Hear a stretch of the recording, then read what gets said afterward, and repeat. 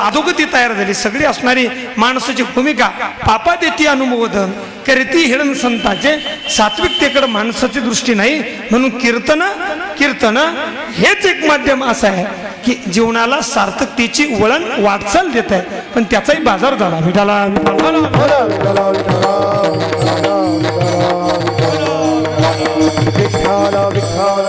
हे संतांनी आपल्या समोर प्रतिपादित केलंय संतांनी प्रतिपादित केलंय नामदेवराय म्हणतात ही भूमिका माझ्या जीवनात यायला पाहिजे हो माझ्या जीवनात मी तू माझ्या बरोबर आहे आशनी शयनी तू माझ्या बरोबर आहे नित्य माझ्या बरोबर आहे जर वाल्मिक महर्षी करू शकतात मी का करू शकत नाही ही भूमिका अगदी नामदेवरायांनी प्रतिपादित केली आणि याला सहकार्य अगदी परमात्म्या सगट देवासोबत अगदी त्यांचे असणारी जी 14 जण आहे त्यापैकी नामदेवराय सुद्धा होते हे 14 जण अगदी अभंगाची प्रणाली पूर्ण केली आणि अभंगाची प्रणाली पूर्ण केली उर्वरित अभंग हा तुका सर्वश्रेष्ठ प्रिया माथोर काजो अवतार नामयाचा ही भूमिका अगदी वर्णन करता येते नामदेवरापासून ते तुकोबरायपर्यंत विठाला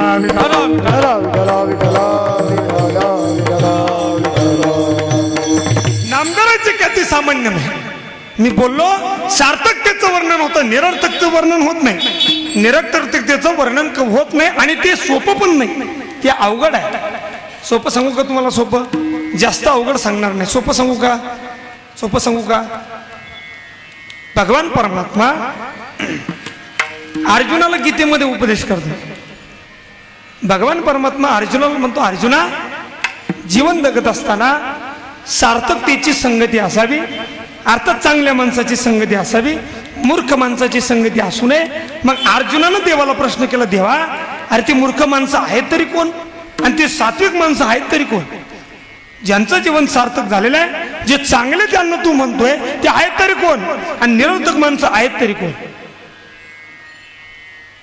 मग देवानं अर्जुनाला उपदेश केला 9व्या अध्यायामध्ये भगवान परमात्मा अर्जुन ऐक मूर्ख माणसाचं वर्णन तुला सांगतो ऐक मग कशा असतात मूर्ख मोगाशा मोग कर्मानो मोग ज्ञान विचेतसा राक्षसीं मासुरीं चैव प्रकृतीं मोहिनी श्रिता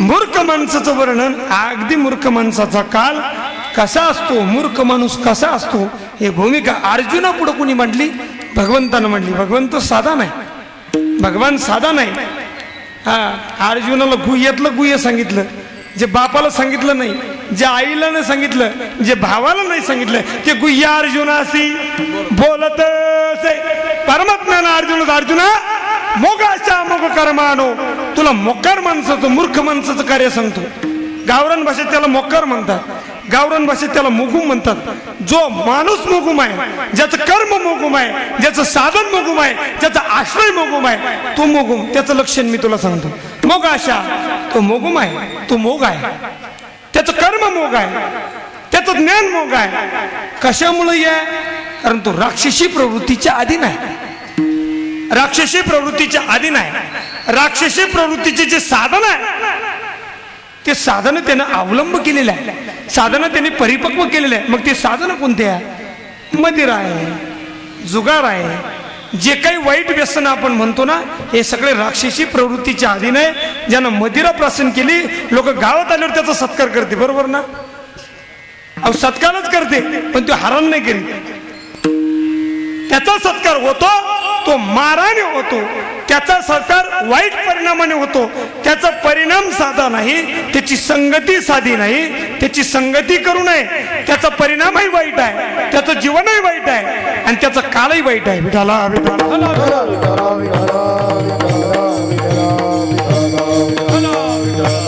त्याचा काल वाईट आहे तो घरी सोयीनं येत नाही घरी सोयीनं राहत नाही कार्य त्याचं व्यवस्थित नाही त्याचं संगतीत गेलेलं वाटूळ आहे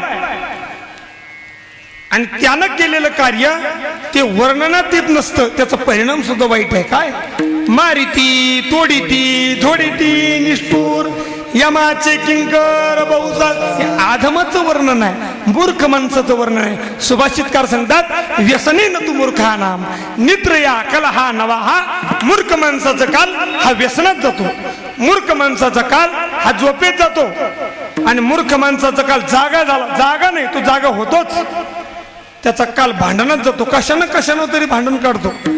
दिंडीत गेला तरी ही माझी जागा आहे, तिकडे सरक, ती काय आपल्या बापाची ग भाऊ, मला इथं नको, मला तिथं नको, ठीक आहे ते आपलं आहे ग भाऊ. कुठेही गेला तरी तो भांडण. दिंडीचं उदाहरण दिलं बरं का, असं काही नाही. विठाला विठाला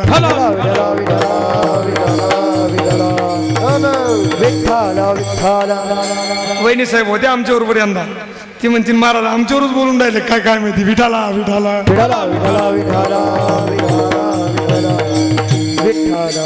कशाहून तरी तो भांडण काढतो. हा काल त्याचा आहे, त्याचा परिणाम सुद्धा वाईट आहे. पण सांगितलं हा जो मोग आहे ना, हा मूर्ख आहे ना, याची संगती जर केली तर पतन होतं. पतन, जीवनाचं पतन होतं. जीवनाला काही साफल्य प्राप्त होत नाही, जीवनाला असणारी गती प्राप्त होत नाही, अधोगतीला जीवन जातं. मग देवा संगतीत राहायचं तरी कुणाचे रे. देवाला प्रश्न केला अर्जुनानं, बारकाई नाही का. एक होता राजन, त्याला 2 बायका. मी सांगत नसतो, पटेल असं सांगेल आणि संतांच्या परिभाषेनेच सांगेल, संतांच्या अनुक्रमणेच सांगेल. कारण त्यांची परंपरा कीर्तनाची आहे, ती आमच्या बापजाद्यानं निर्माण केलेली नाही. विठाला विठाला संतांनी ही परंपरा निर्माण केली ना, ही परंपरा काय साधे सर्वसामान्य सहज निर्माण झालेली नाहीये, सहज नाही निर्माण झाली. तुकोबाराची भाषा आहे, उपवास पारणे राखीला दारवंटा केला भोगवटा आम्हा लागी. हे माझे वडील आहे आणि त्यांची ही निराशी आहे, वेगळी भूमिका नाही आहे. उपवासी राहून अगदी मी बोललो, एकाचा टाळ एकाचा पखवाज एकाचा विना, ही भूमिका त्यांनी आपल्यापर्यंत आणली आहे. त्यांनी जसं केलंय तसं आपल्याला करायचं. होत नसेल सोडून द्या. विठाला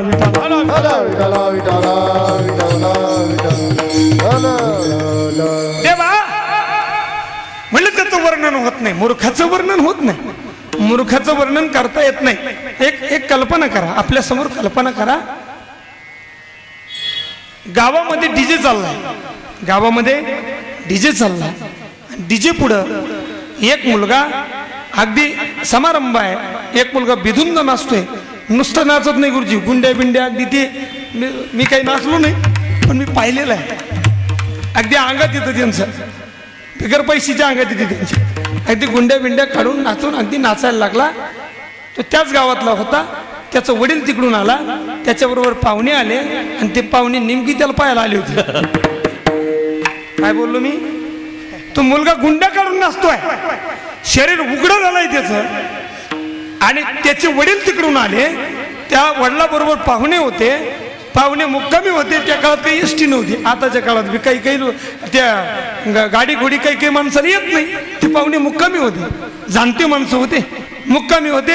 आणि त्यांनी विचारलं, कसं आहे जाणते माणसं उशीरच येत असते, अगदी मोकं पाहून सगळं पाहून विठाला विठाला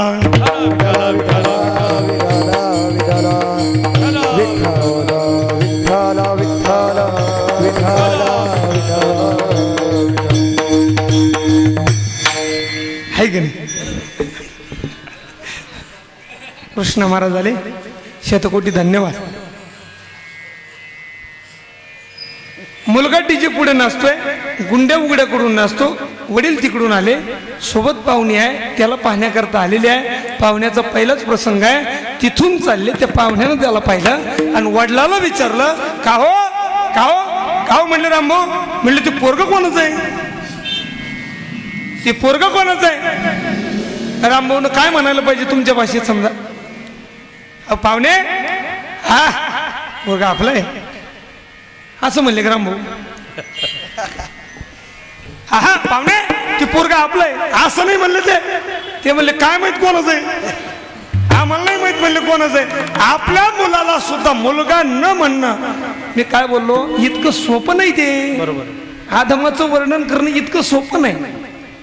सात्विक माणसाचं वर्णन करणं सोपं आहे, पण आधमाचं वर्णन करणं इतकं सोपं नाही. कोणालाही म्हणतात गुरुजी वा वा आले तुम्ही, काय पाहते काय चांगलं. आणि आधमाला हे मूर्खा काय आला रे म्हणता येतं का. नाही म्हणता येत, नाही म्हणता येत. तो मूर्ख आला नुसतं येत जात नाही, तो ठेवून देतो 2-3. त्याचा परिणामही वाईट आहे. बाप मुलाला आपला मुलगा म्हणत नाही, अर्थात मूर्खाचं वर्णन होऊ शकत नाही. विठाला विठाला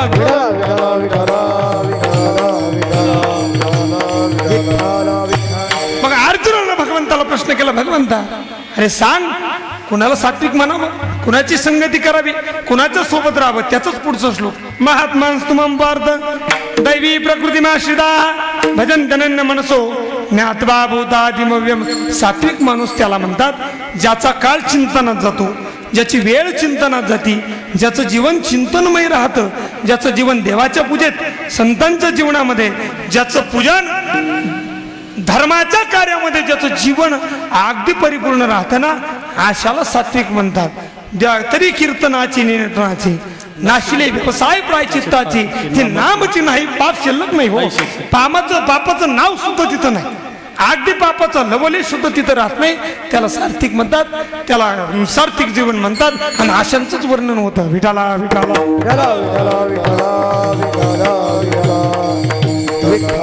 जो दैवी प्रकृतीच्या आश्रयाला, मग दैवी प्रकृतीच्या आश्रयाचे लक्षण कोणते?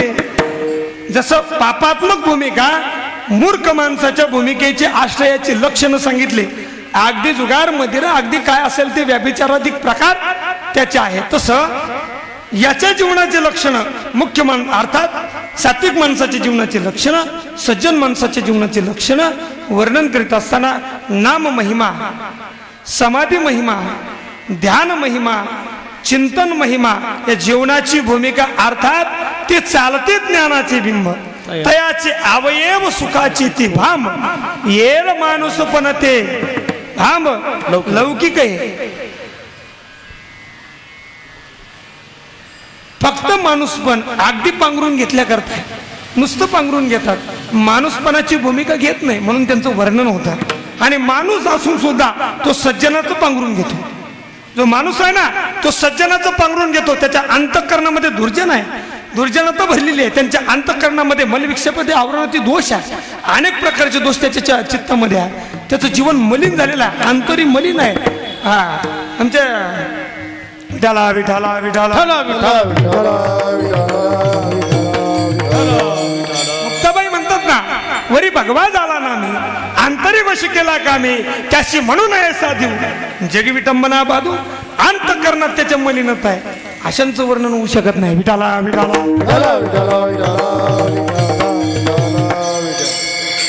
कृष्ण महाराज एका माणसानं गाढव धरला. काय धरला? आपल्या दृष्टांत ठरवून नाही राहत, अचानक येते ती एका. आणि संतांच्या भूमिके नाही, एका माणसानं गाढव धरला. गाढव सांगितलं मी आजपर्यंत सगळे प्राणी पाळले पण मला गाढव पाळायचं आहे. नुसतं गाढव नाही पाळायचं, त्याला वाघ करायचं. काय करायचं? टायगर टायगर वाघ करायचं म्हणले, त्याला वाघ करायचं. घरी आणलं त्याला, अगदी शॅम्पू बिंपू अगदी ते फेरन लावली सगळं त्याला अगदी चोपडलं, अगदी धुतलं, तो पांढरा शुभ्र चकचकाट केला. आणि आता म्हणले काळजी करू नको मी आहे तुला. कोण म्हणतं? त्या गाढवाचा मालक गाढवाच्या सोबत राहतो, अगदी त्याला लोळेपर्यंत तो म्हणतो. कळलं का नाही मला माहित नाही. त्याला लोळेपर्यंत तो म्हणतो काळजी करू नको, तुला कोणी बोलणार नाही, मी तुझ्या सोबत आहे. कळलं नाही तुम्हाला? तो मातीत लोळेपर्यंत, गल्लीत लोळेपर्यंत, घराच्या दारात लोळेपर्यंत, घरातले लोक मारेपर्यंत हा म्हणतो काळजी करू नको. ते दरवाजाने तू पळून जातो. तो म्हटलं काळजी करू नको मी तुझ्या सोबत आहे. त्या भूमिकेनं चकपक गाढव केला आणि गाढवाला काय केलं? वाघाचं कातडं टाकलं. गाढवाच्या अंगावर वाघाचं कातडं टाकलं आणि गाढवाला सांगितलं गाढव दादा तू आता गाढव नाही. कोणाला सांगितलं? ध्यानावर आहे तुम्ही? कोणाला सांगितलं? गाढवाला सांगितलं. काय सांगितलं? तू गाढव नाही, तू आता वाघ आहे. तू काय आहे? वाघ आहे. ती म्हणली वा मी काय वाघ आहे, मी काय वाघ आहे. निघला ना वाघ आपलं वाघासारखा निघाला. लोकांना माहिती हा गाढवच आहे, लोकांना माहिती हा गाढवच आहे. कारण गाढवाचं घोडे करणे इतकी ताकद त्याच्यात बी नव्हती, याच्यात बी नव्हती. ती संतांचीच परिभाषा आहे. मूर्खाचं वर्णन होऊच शकत नाही आणि करणं इतकं आपल्याकडून सोपं नाही, अवघड आहे मूर्खाचं वर्णन करणं. गेला गाढव, चालला आला ना त्याचा राजमहल. गाढव वाघ झाला बरं का, आणि त्या गाढवाचा राजमहल आला. राजमहल कोणता? अरे उखंड आला ना, उखंड आला, लागला ना गाढव लोडाला. अहो गाढव शुभ्रचकट केला, अंगावरती वाघाचं कातड आहे, पण दशा मात्र आतमध्ये गाढवाची आहे. अंतकरणात गुण गाढवायचे. वाघाचा अकलभूत दिशे वाघाचा अकलभूत दिशे परिणाई दशा सात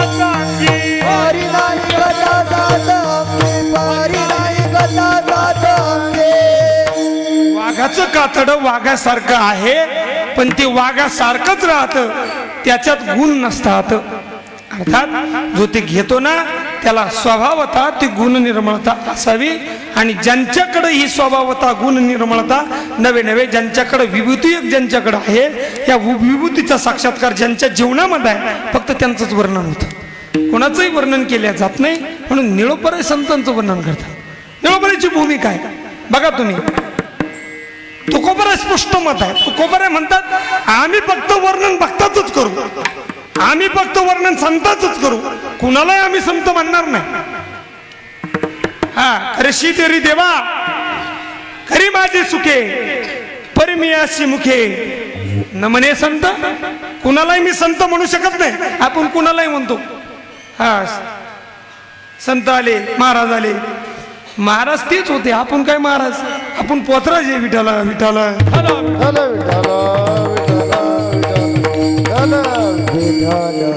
ज्याला सिद्धता प्राप्त झाली तो महाराज. महाराज तुम्ही सिद्ध, जे सिद्ध ते महाराज. वेगळी भूमिका महाराजाची नाही. म्हणून वर्णन फक्त संतांचंच होतं, वर्णन फक्त संतांचंच होतं. देवाचं सुद्धा वर्णन करता देवाचं वर्णन करणं सुद्धा सोपं आहे, पण संतांचं अलौकिक आहे. वर्णनात ते देवापेक्षा सुद्धा संत आहे.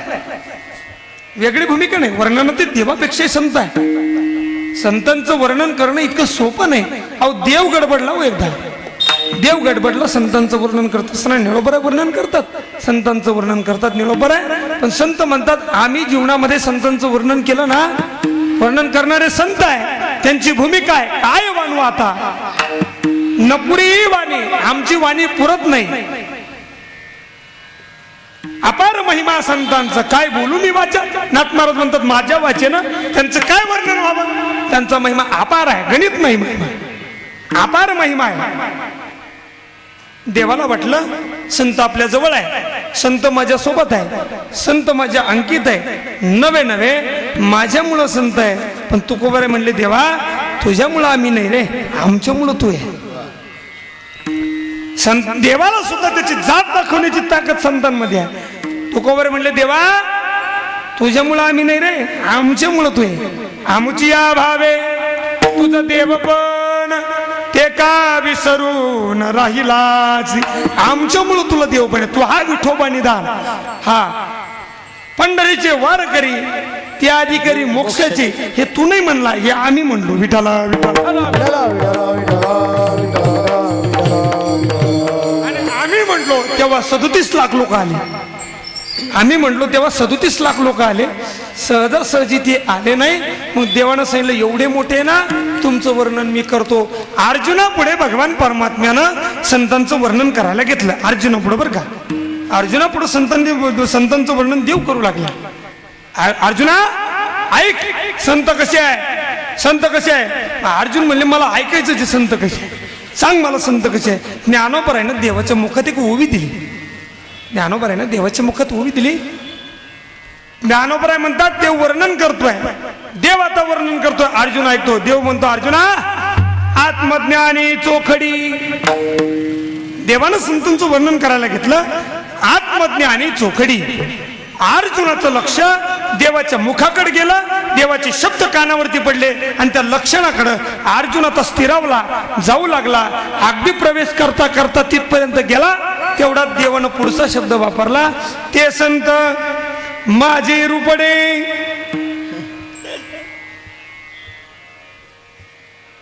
आत्मज्ञानी चोखडी. लक्ष तिकडे गेलं, तेवढा देव म्हटला ते संत माझी रूपडी. काय म्हटलं? ते संत माझे रूपडी. जे आत्मज्ञानी चोखडी असे कोण आहे? संत. ते संत वर्णन कोणाचं करायचं होतं?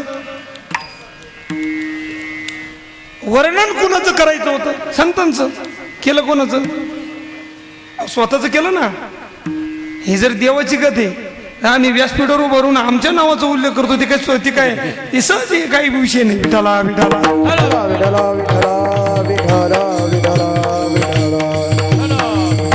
आत्मज्ञानी चोकडी हे संत माझी रूपडी, ही भूमिका. देव सुद्धा संतांचं वर्णन करण्या इतकं देवालाही परिपूर्णता प्राप्त झाली आणि देवाची वाणी अर्धवट राहिली, एवढी संतांची महती आहे. अहो वेदशास्त्र पुराण सुद्धा संतांपुढे अगदी नतमस्तक झाले.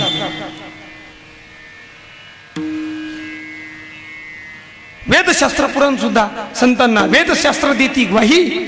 म्हणते ज्ञानाबाई आई. ज्ञानेश्वर महाराजाला आई म्हटलं वेद. ज्ञानेश्वर महाराजाला आई म्हटलं वेद. वेदाची भूमिका अशी आहे, वेदाला देव नाही कळाला तेव्हा संत कसे कळतील?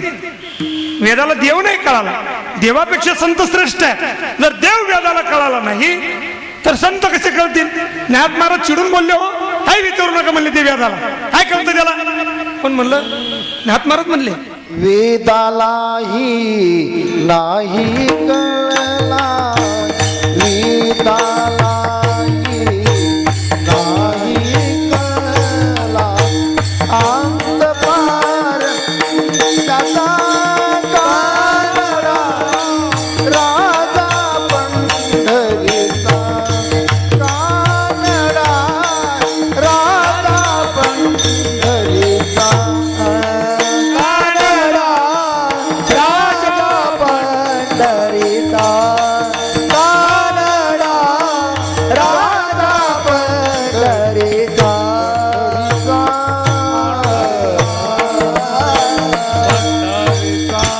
वेदा नाही नाही कळला, अंत पार याचा यांचा अंत पार वेदाला सुद्धा नाही कळला.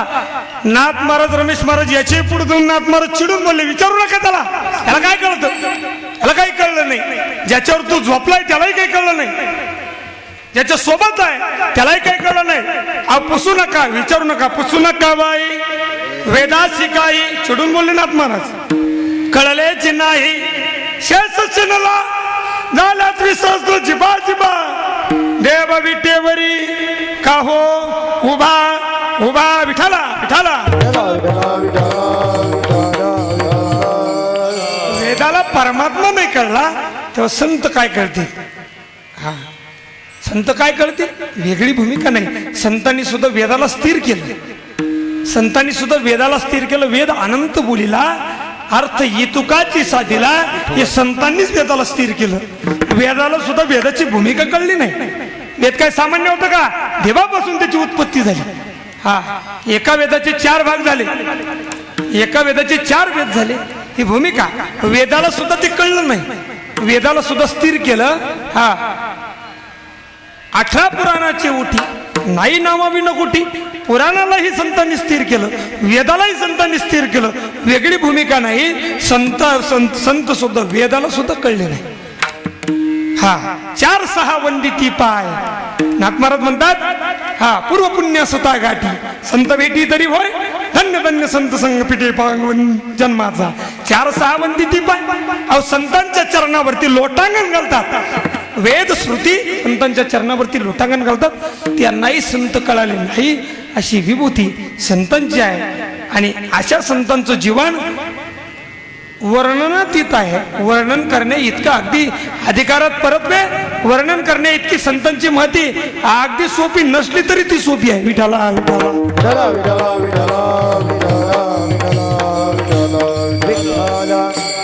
गुरुजी, तुम्ही शिक्षक आहात. पुस्तकात जरी 12 धडे असले तरी 12 धड्यातले 12च धडे परीक्षेला येतील असं नाही. काय बोललो मी? पुस्तकात जरी 12 धडे असले तरी 12 धड्यातले 12ही धडे अगदी प्रश्नावलीत येतील असं नाही.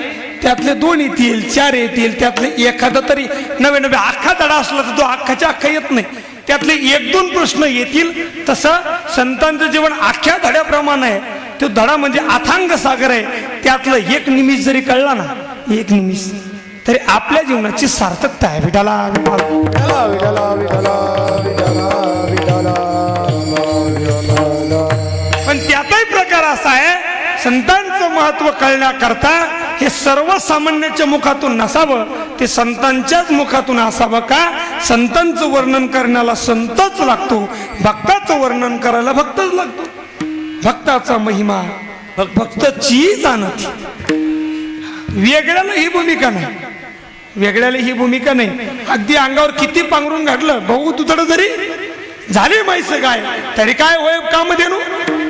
म्हैस गाय जरी दुधड झाली, भरपूर दूध द्यायला, मग काय ती काम देणू होईल का?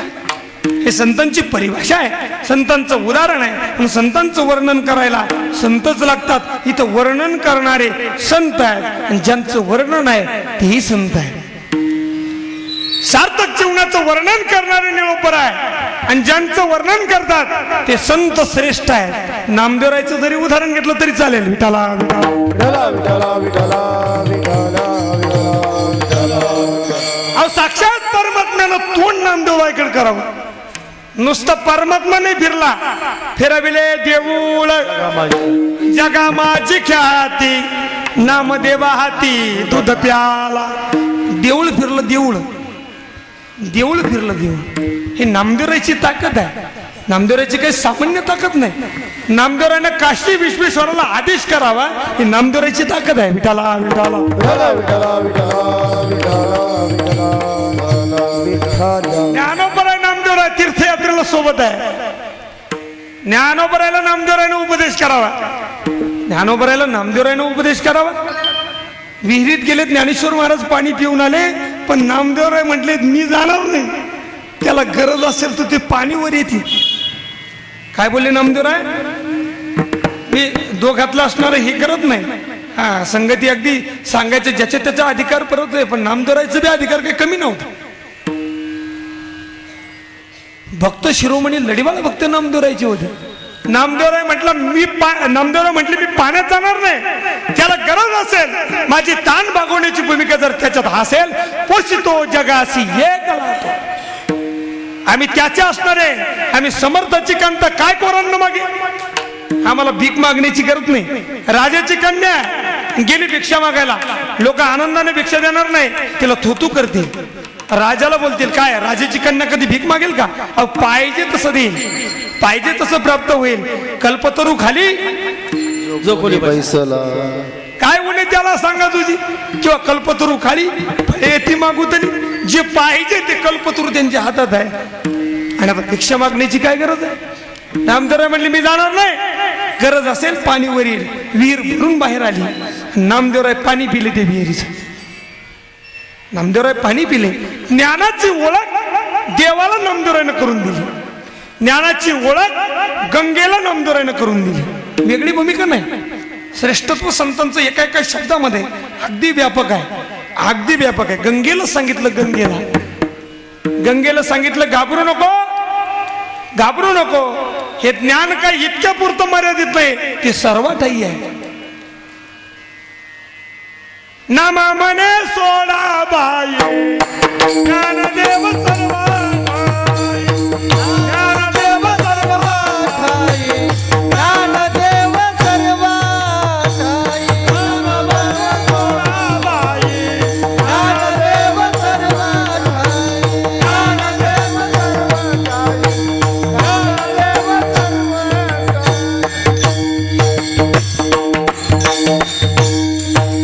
ज्ञानोबाचा हात प्रेमे धरी विश्वनाथ, ऐसे बोलत चालत दोघे आले गंग्यात. काशी विश्वेश्वर ज्ञानोबराय नामदेवरायला न्यायला आले. नामदेवरायचा हात, ज्ञानोबरायचा हात धरला. नामदेवराय सोबत होते. गंगेमध्ये नेलं. हा ज्ञानोबाची पायी मिठी घाली गंगामाई, गंगेनं मिठी घातली. ज्ञानोबरायनं सांगितलं, नामदेवरायनं सांगितलं हे ज्ञानोबराय आम्हाला पाहिजे, सोडाबाई सोडाबाई. ज्ञानदेव सर्व ठाई. ज्ञानाची ओळख जगाला करून देणारी भूमिका ही नामाची आहे बरं का. मी आता आवर्जून बोलतो, आता अर्धेच मी बोलतो. थोडस वेळ कमी मला माहिती आहे. निवळे काका म्हणले 10-5 मिनिटं पुढे गेले तरी काय हरकत नाही म्हणले.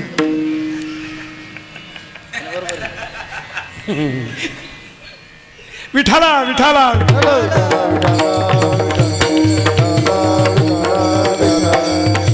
महाराज येथे चिंतनाची समर्पकता लागली ना, संगती लागली का सोडू वाटत नाही. गुरुजींचं सुद्धा तसंच काम आहे, अगदी सोडू वाटत नाही, अगदी छान. ते पण ते काय मर्यादित वेळ असतो, सगळी भूमिका असते. याला गुरुजी याला खानदानी लागत, याला टिपण्या नाही लागत. जोरात वाजवायचे असेल तर मनापासून वाजवत टाळा. याला कीर्तनकार खानदानी लागतो. तुम्ही कोण आहात याला किंमत नाही, तुम्ही कोणाचे आहात याला लई मोठी किंमत आहे, याला भरपूर मोठी किंमत आहे. आम्ही ज्यांच्याकडं ज्यांचं जीवन पाहता पाहता जीवन जगत आलो, ज्यांचं जीवन आमच्यासाठी आदर्श ठरलं, ते सामान्य नाही, ते अवलिया ठरले. अवलिया पायामध्ये स्लीपर, खांद्यावरती त्यांची असणारी पडशी होती, आणि तो खालता घेऊन ते हरिभजनीय ढवळीले जग सुखविला लाग कळू काळाचा. घरोघरी जाऊन गीता गाथा ज्ञानेश्वरी हरिपाठ घरोघरी लोकांना शिकवलं. आज हजारो मूड जाणते केले, त्या संतांची विभूती आहे. विठाला नामाशिवाय ज्ञानाला किंमत नाही. ध्यान देऊ नाही का? नामाशिवाय ज्ञानाला किंमत नाही, अगदी ज्ञानाला किंमत नाही. ज्ञानाला किंमत नाही तेव्हा वैराग्य तर लांबच राहील. चला भागवतात कृष्ण महाराज तुम्ही समोर आहे. आई तरुण आहे आणि मुलं म्हातारे. आई काय ध्यान देऊन ऐका बरं का, बारक आहे. आई काय तरुण आहे, तडफदार आहे, जवान आहे, आणि मुलं वृद्ध आहे, म्हातारे. हे गणित कसं काय? गणित कसं काय? हे बाप्पाच्या भाषेत जर सांग हे कसं हे असंच, वेगळं काही नाही. हे कसं आहे हे असंच.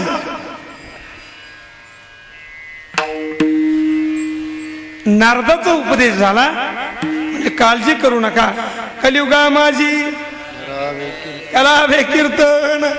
कलियुगामध्ये नामाला किंमत येईल. नामच कलियुगात हरि कीर्तना. हा नामाला किंमत येईल, नाम साधना घेतील, आणि नाम साधनेने ज्ञानाची प्रौढी होईल, आणि मग वैराग्य प्राप्त होईल. वेगळी भूमिका नाही. ज्ञानाला वैराग्याला अगदी परिपक्वता मिळेल. वृद्ध तुका म्हणे वृद्ध होती तरणी रे, ही फक्त नामाचीच ताकद आहे. विठाला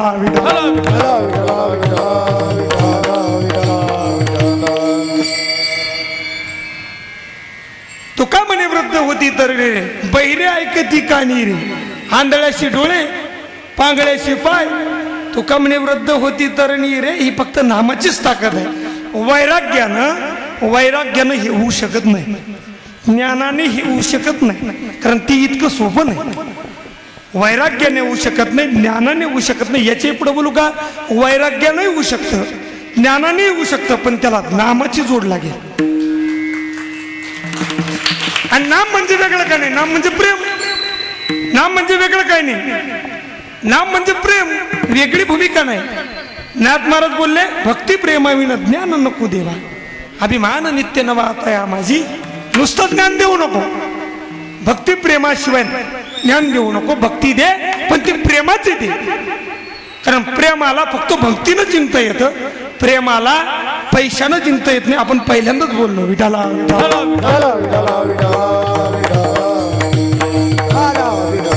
नुसतं ज्ञान आलं, नुसतं मी या शब्दावर बोलतोय बरं का. ज्ञानाची ओळख नामाने करून दिली हे बोलतोय. नुसतं जर ज्ञान आलं तर ज्ञान नुसतं जर आलं ना, भरपूर ज्ञान आलं, पण ज्ञान आलं नुसतं ज्ञान जर असेल तर ते ज्ञान अहंकाराला प्राप्त. हा नित्य ज्ञाने अभिमान वाढती. आलं लक्षात? अहंकाराची प्राप्ती हो. निळोबऱ्याचं वर्णन आहे, आपण मगाशी बोललो. निळोबऱ्याचं वाङ्मय अगदी चिंतन करत असताना समाधी लागते. निळोबऱ्याचं वाङ्मय साधन आहे. निळोबराय महान संत होते, निळोबराय सामान्य संत होते. निळोबऱ्याचं वर्णन करायचंय विठाला.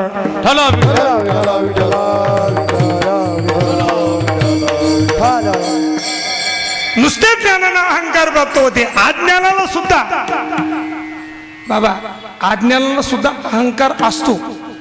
अज्ञानाला सुद्धा अज्ञानाचा अहंकार असतो, नसतो असं नाही, पण तो विशेष नसतो. अज्ञानाला सुद्धा अज्ञानाचा अहंकार असतो, पण तो विशेष नसतो. खराब आपल्याला भाव असतो, पण तो विशेष नसतो. खराबाची धून चांगले केले की त्याला विशेष किंमत येते. नवे नवे भाव फक्त चांगल्यालाच आहे. हा वैष्णवांचा माल खरा आणि तुरा वस्तूची खऱ्या मालाची किंमत खऱ्या माणसाकडेच होते. अज्ञानी ज्ञानी माणसाला नुसतं अहंकार मिळतो, नुसतं अहंकार. एवढ्याच पुढे बोलू का? ज्ञानोबराची भाषा आहे, अज्ञानाला अहंकार आहे पण तो विशेष नाहीये. नवलांकाराच्या गोष्टी हा विशेष न लगे अज्ञानापाठी. संज्ञानाचं. अज्ञानाच्या पाठीमागे अहंकार नाही असं नाही बरं का, पण तो विशेष नाहीये. अज्ञानाला सुद्धा अज्ञानाचा अहंकार आहे. सरळ बोलू का? सरळ सरळ सरळ. तुम्ही कथा सांगताय, श्रोता ऐकतोय, श्रोत्याला कथेतलं काही कळत नाही किंवा त्याला काही ते माहीत नाही. देऊन तो महाराज असेच नाही बोलले, महाराजाचा स्वरच नाही लागला, महाराजाला हेच नाही म्हणता आलं, महाराजांना गीतच नाही, आणि त्याला त्याच्यातलं काही येत नसतं, त्याला त्याच्यातलं काही नसतं. तो त्याचा अज्ञान आहे, पण अज्ञानाचा सुद्धा त्याला अहंकार. कार्तिक महाराज मृदंग लावताय, सामान्य माणूस समोर आहे, सांगितलं इकून ठोक तिकून ठोक, वरून आण खालून आण, इकून गाठ लाव. कार्तिक महाराज म्हणले बेजार करायला लागले, घ्या म्हणले पाकवा, ते मला लावता येत नाही. अज्ञानाला सुद्धा अज्ञानाचा अहंकार असतो, पण तो विशेष नसतो. पण सज्ञानाच्या झोंबे कंठी नाना संकटी नाचवी, ही ज्ञानाची भूमिका आहे. पण ज्ञानाला जर प्रेमाची भूमिका असली, प्रेमाने ज्ञान अगदी समाधिस्थ होतं, आनंद देतं.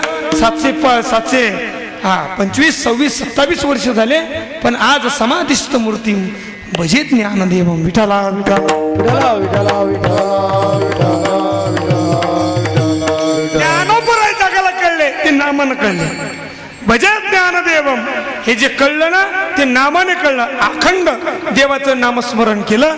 निळोपराय वर्णन करतात, निळोपराय म्हणतात नामाशिवाय जगात संतांनी दुसरं काही केलं नाही.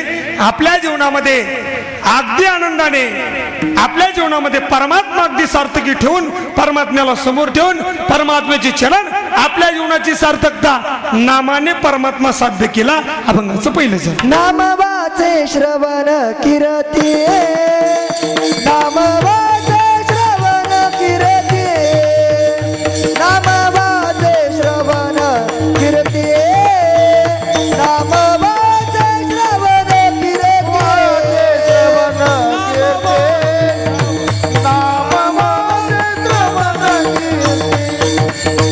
नाम वाचे श्रवण कीर्ती.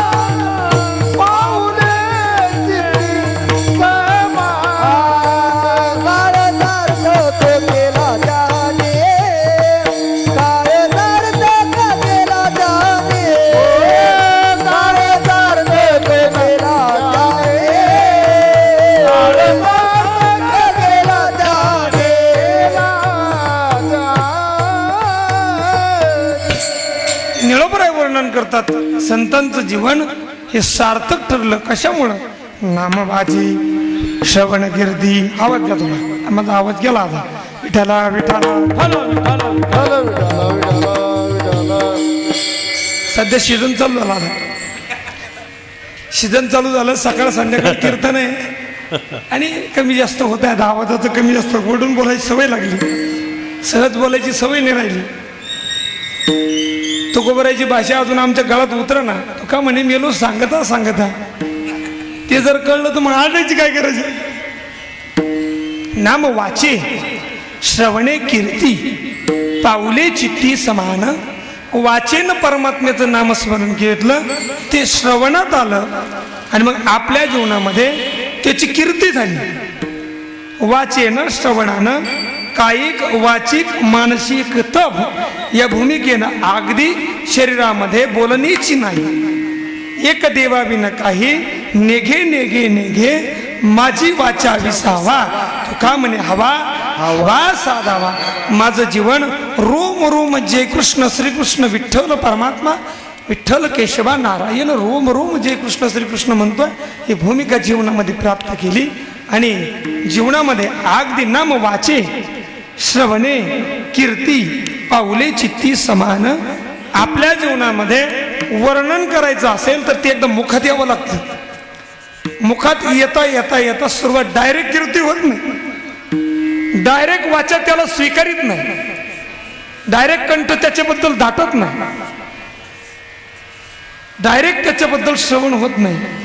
श्रवण करण्याची भूमिका ही कोणाच्याही मुखातून अगदी केल्या जात नाही.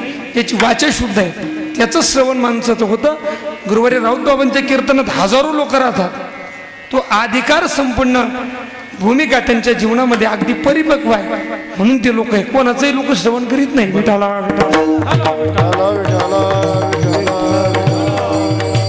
गुरुजी सोप्या भाषेत बोलू का? सोप्या भाषेत रमेश महाराज, जे कीर्तन करतील ते ऐकायला येतीलच असं काही नाही. जे कीर्तन करतात ना ते ऐकतीलच किंवा ऐकायला येतील असं नाही. आणि जे ऐकतील ते कीर्ती वर्णनच करतील असं नाही. बर काही नाही का? जे कीर्तन करतील ते कीर्तन समोरच्याच ऐकतीलच असं नाही. आणि ऐकलं तर त्याचं कीर्ती करतील किंवा त्याचं वर्णन करतील हे सुद्धा नाही. वाकडं तिकडं तोंड सुद्धा करते बसून. काय बोललो मी? या तिन्ही गोष्टी जिथं येतील ना, तिन्ही गोष्टी येतील ना, हा तिथं परमात्मा नाहतो. जिथं परमात्मा नांदतो. कीर्ती करण्याकरता आपल्या जीवनात समाधान असावं. कीर्ती वर्णन करण्याकरता आपल्या जीवनात समाधान असावं. आणि समाधान फक्त संतांच्या जीवनामध्ये. माणसाच्या जीवनात समाधान पाहायला मिळत नाही. समाधानाकरता त्याग महत्वाचा आहे. समाधानाकरता त्याग महत्वाचा आहे. आणि आज जर त्याग पाहायचा असेल तर शांती ब्रह्मकुरवर कुरेकर बाबांकडे बघा. अगदी भगवान परमात्मा अर्जुनाला उपदेश करत असताना 12 वाद्य सांगितलं. समशत्रूची मित्र यायची किंवा तुल्य निंदा सुधीर मौनी संतुष्टी येणं केन चित. ही जी भूमिका आहे ना, हा शत्रू मित्र ज्यांना समान आहे, ही त्यागाची भूमिका. अगदी वर्णन तुम्ही बघा, कुणाच्याही कार्यक्रमात गेले की ते वर्णन अगदी समर्पक करतात. सहज बोलतात. सहज बाबांचे शब्द जरी नाही कळले ना तर ते सहज वर्णन तिथे सहज अगदी ठरून बोलत नाही. आपण लगे तो असा होता तो तसा होता, आपल्याला पार त्याला तेल मीठ लावावं लागतं, पण ते सहज बोलतात. वाणीची व्यापकता आहे, वाणीची परिपक्वता आहे. आणि परिपक्वता फक्त संतांच्या जीवनामध्ये का नाम वाचे श्रवणे कीर्ती पावले चित्ती समान. ज्यांच्या जीवनामध्ये समाधान आहे त्यांच्या जीवनामध्ये कीर्ती आहे. आणि ती कीर्ती श्रवणाने होते. ती कीर्ती श्रवणाने होती. संतांचं चरित्र वर्णन करायला, कीर्ती करायला माणसाला बोलता येतं, पण ते श्रवणाने होतं. मोठ्यांचं ऐकावं लागतं, श्रीगुरूचं ऐकावं लागतं, श्रीगुरूचं श्रवण करावं लागतं, तिथं बसावं लागतं. ते तर ज्ञानाचा पुरवठा सेवा आधार वाटा हे करावं लागतं. करावं लागतं. कालमाळ घातली ना आज देव दाखव बापाची पेंड आहे का? नाही मिळणार. नाही मिळणार. अजिबात नाही मिळणार. मग त्याकरता वाचा सिद्धी पावाल होण्याकरता अज्ञापक व्हाल ही भूमिका संतांच्या पायी रुजू होते. याकरता संतांच्या चरणी आपली वाचा काया वाचा मनी, हा त्यांच्या तनु मनु जीवे. काया वाचा मनी जाऊ द्या, तनु मनु जीवे चरणाचे लागावे. अगर्वता आपल्या जवळ असलेलं नाहीसं करून कोरी पाटी घेऊन त्यांच्याकडे जायचं आणि मग पण ते हाती धरली पाटी, हा सेवा करायची आणि मग तिथपर्यंत जायचं. मग अपेक्षित जे आपले जे पाहिजे ते आपल्याला प्राप्त होतं. याकरता वाचा खर्च करावी लागते. हा वाचा खर्च करावी लागते. आणि ती वाचा खर्च करत असताना अगदी संतांच्या जीवनामध्ये अगदी वाचा खर्च करत असताना संतांजवळ जायचं आहे, नम्रपणेनं जायचं आहे. मी तो अल्पमतीहीन काय वर्णू तुमचे गुण, किंवा मी तो वासुदेव तत्वता नवे नवे मी तो अनाथ अपराध गुण तुझं हा कर्महीन मतिमंद बुद्धी. ही भूमिका परमात्मा आम्हाला नाही उसावीची याची वाटे. ही वाचा खर्च करायची आणि मग श्रवणे. मग संत सांगतात मग श्रवणे. एकदा श्रवण झालं का मग कीर्ती. विठाला विठाला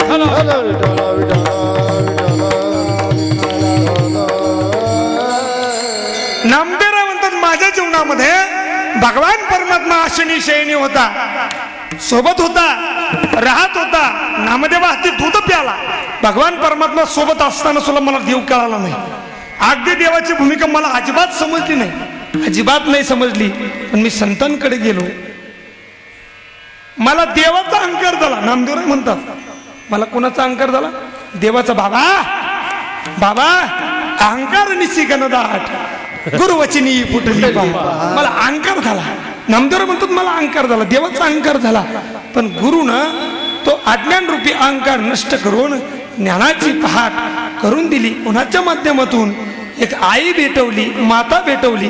त्या मातेच्या माध्यमातून तिने मार्ग दाविला चोखट घा. माता भक्ती भेटली बरोबर. नरहरी रामा गोविंदा वासुदेवा ही भूमिका माझ्या जीवनात आली. त्याकरता मी वाचा खर्च केली, वाचा खर्चित केली. श्री गुरूंनी माझ्यावरती कृपा केली. मला श्रवणातीत भूमिका आली आणि मग माझ्या जीवनात समाधान झालं. विठाला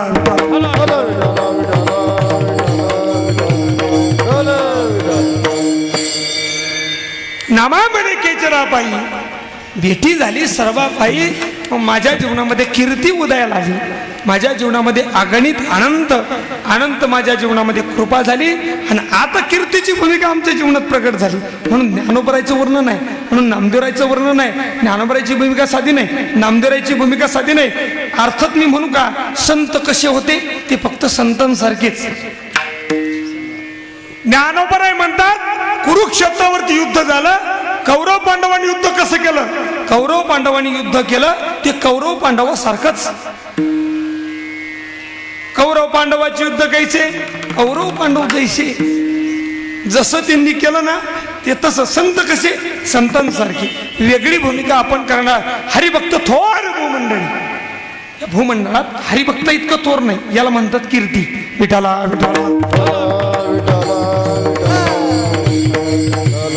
ज्यांची कीर्ती पुराण गात आहे, ज्यांची कीर्ती देव गातोय, ज्यांची कीर्ती अथांग हा महासागर जनसागर गातोय, त्यांच्या नावावरती लाखो समाज आळंदी पंढरपूरची वारी करतोय. काळ सार्थक केला त्यांनी. धरिला म्हणे विठ्ठल. मी मगाशी बोललो देवापेक्षा संत श्रेष्ठ आहे. गुरुजी मला वारीमध्ये यावेळेस विस्तार करायला मिळालाच नाही. मी सेवितो आरस वाटीतो आणि अभंग घेतला. अगदी दोनदा कीर्तन झालं दिंडीत. आता लय कीर्तन करा आधी दिंडीत. दिंडीतले कीर्तन काय साधे का? 800-900 सगळे राहते. ती म्हणते मला नाही दिलं, ती म्हणते मला नाही दिलं. इथे निवडक करता येते. मी दोनदा कीर्तन केलं.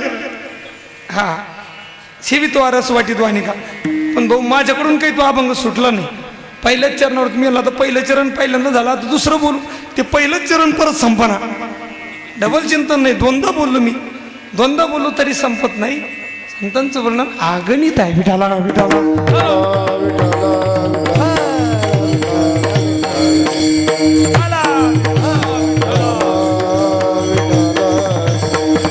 अगणित स्वरूपाचं संतांचं वर्णन आहे. मी असं बोलत होतो मला वारीत विस्तार नाही करता.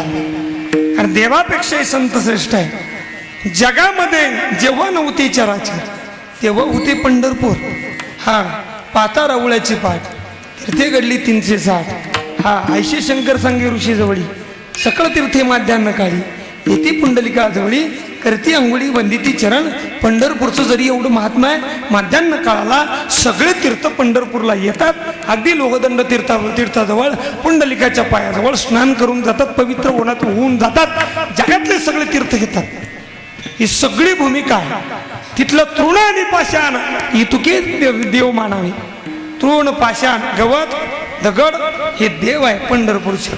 हा पंढरी पंढरी म्हणता पापाची बोहरी. हा एकदा डोळ्यानं पंढरी पाहिली, एकदा चंद्रभागा पाहिली, तीर्थ सगळी करतात, पाप जातात. ही सगळी भूमिका जरी हसली, ही सगळी भूमिका जरी हसली तरी देवाचं म्हणणं असं आहे, किंवा अर्थात नामदेवरायचं म्हणणं असं आहे, हे सगळं मी देवाजवळ आहे. अहोरात्र आहे, नवे नवे नामा म्हणे आम्ही पायरीचे चिरे. नामदेवरायनं देवाच्या नामदेव पायरी अगदी देवासमोर आहे. हा आम्ही जरी पंढरपूरचे रहिवासी असलो तरी सुद्धा नामदेवराय म्हटले देव श्रेष्ठ नाही, संत श्रेष्ठ आहे. पंढरी उनी सोपे, पंढरी उनी सोपे,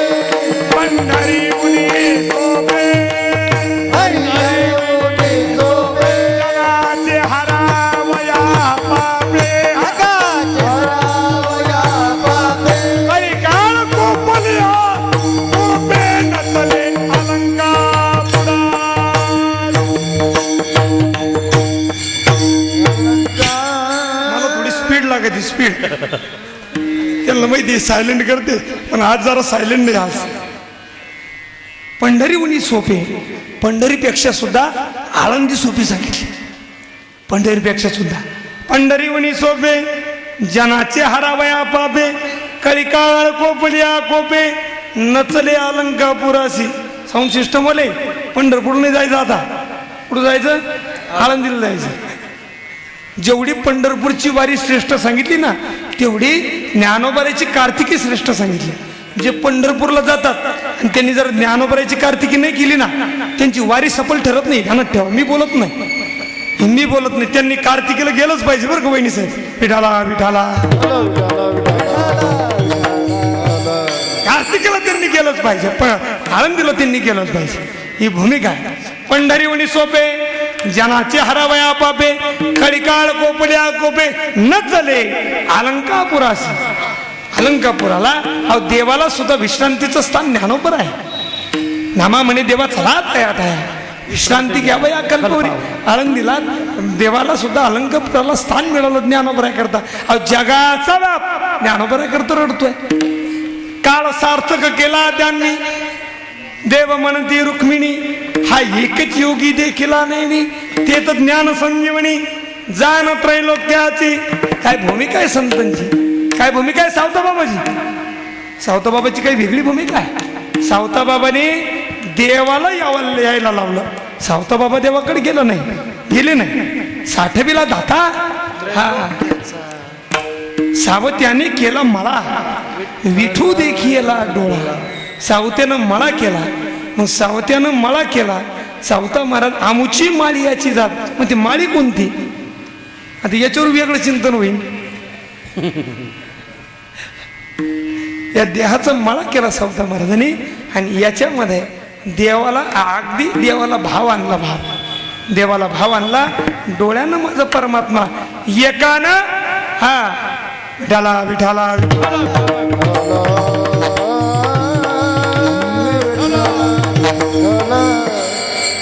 एकानं परमात्मा पाठ केला आणि एकानं परमात्मा साठवला. ही भूमिका आहे नामदेवरायची, सावता महाराजांची भूमिका. एकानं परमात्मा पाठ केला आणि एकानं परमात्मा साठवला. विठाला परमात्मा जेवत होता, परमात्मा राहत होता, परमात्मा झोपत होता.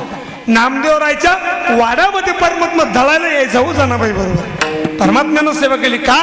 काळ सार्थक केला त्यांनी. धरला म्हणी विठ्ठल, परमात्म्याचं रात्रंदिवस भजन केलं, परमात्म्याचं चिंतन केलं, अंतःकरणात परमात्मा साठवला. ही भूमिका. म्हणून परमात्म्यापेक्षा सुद्धा संत श्रेष्ठ आहे. अधिकाधिक संत श्रेष्ठ आहे. नवे नवे देवालाही अधिकार संतांनी दिला. देवा तू उभा राहिला ना, मग करू काय? उड पापी जैशी तैशी. देवालाही देवाची कामगिरी सांगण्याचं काम संतांनी केलं. हे संतांचा अधिकार आहे. अगदी जीवनामध्ये आनंदाने भजन केलं, मग ते दांभिकतेचं नाही. आमचा परमात्मा दांभिकतेचा आहे. नाव नाही घेतलं तर आम्ही भजनाला जात नाही, टाळी हिसकून घेतलं तर आम्ही भजनाला जात नाही. आमचा परमात्मा परमार्थ नावा करताय, दांभिकते करताय. संतांना लोकांनी माती मारली, दगड मारली, फेकून मारली, झोळीमध्ये माती टाकली, खापर दिलं नाही, तरी संत म्हणाले जे काळांची व्यंकटी सांग. हा ज्ञानदेव सुखी झाला, यांना सुखी कर मग मी सुखी झालो.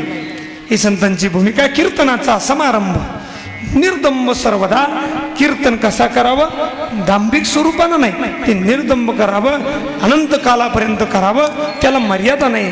परमात्मा आपलासा करण्याकरता संतांनी देह झिजवला, देह समर्पित केला, दगडाची टाळ केली, जीवन समर्पित केलं, प्रपंच त्यागला, देवासाठी घेऊन जोग आवडा.